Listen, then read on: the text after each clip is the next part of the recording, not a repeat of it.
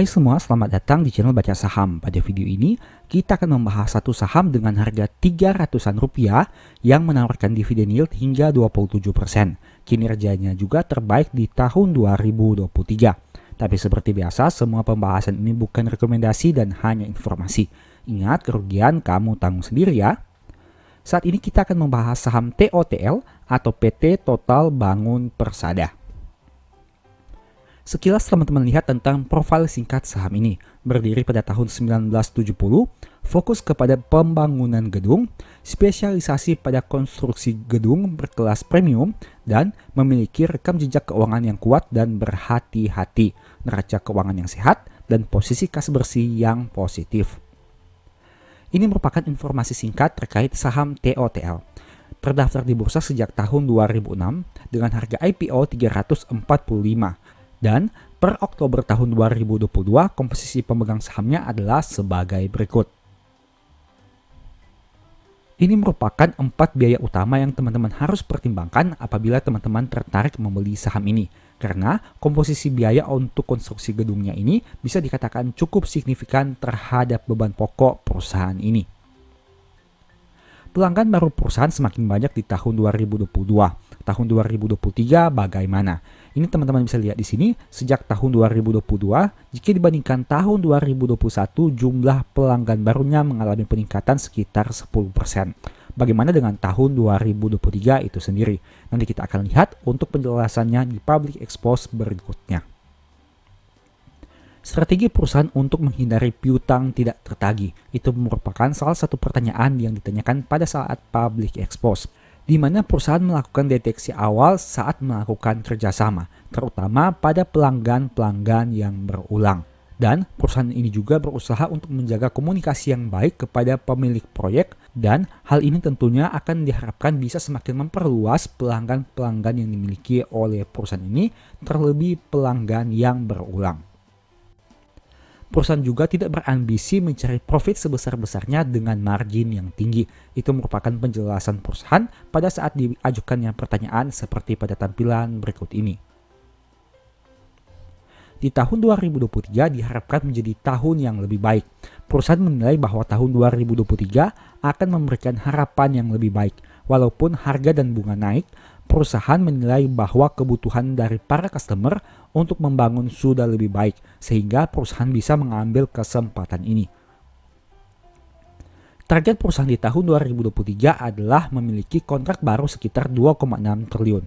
Saat ini, perusahaan mengikuti beberapa tender proyek dengan pipeline sekitar 10 triliun rupiah. Dan tentu saja kita lihat intinya di laporan keuangannya seperti apa.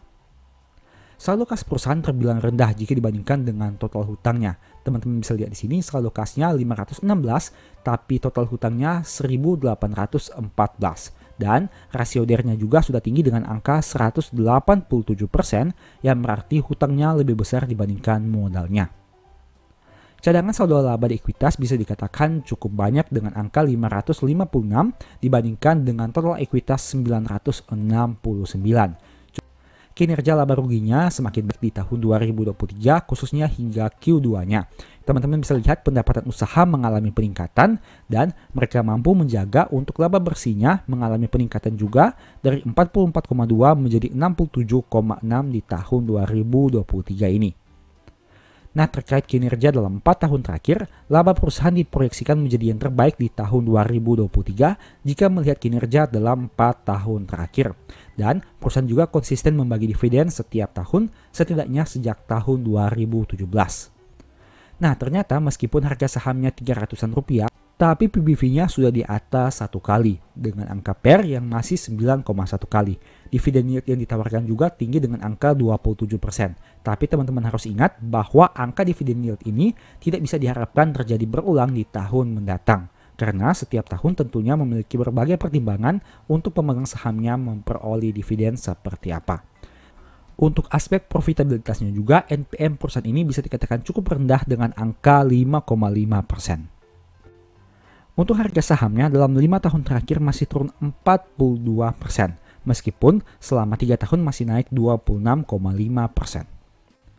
Untuk probabilitas tidak ada yang menarik dari sisi probabilitas. Teman-teman bisa lihat bahwa dalam 5 tahun terakhir, probabilitas kenaikannya hanya 20% saja, yang berarti hanya 1/5 dari 5 tahun terakhir. Karena menawarkan dividen yield yang tinggi, harga saham ini sudah naik melebihi kenaikan ekuitas. Dampaknya sudah di atas rata-rata PBV. Itu merupakan salah satu penjelasan singkat tentang kinerja harga saham perusahaan di tahun 2023. Dan teman-teman bisa melihat realitanya berdasarkan grafik PBV pada tampilan berikut ini. Demikianlah pembahasan singkat saham TOTL. Selalu ingat bahwa video ini bukan rekomendasi dan hanya edukasi. Segala risiko kerugian menjadi tanggung jawab kamu sendiri. Nah, di video berikutnya kamu ingin dibahas materi apa lagi? Tulis di kolom komentar ya.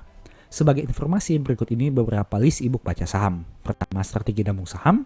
Kedua, the stock market. Dan yang ketiga, cara cepat analisa laporan keuangan. Apabila tertarik melakukan pembelian, silahkan chat saja pada nomor WA yang tercantum. Sekian video ini, semoga bermanfaat. Thank you.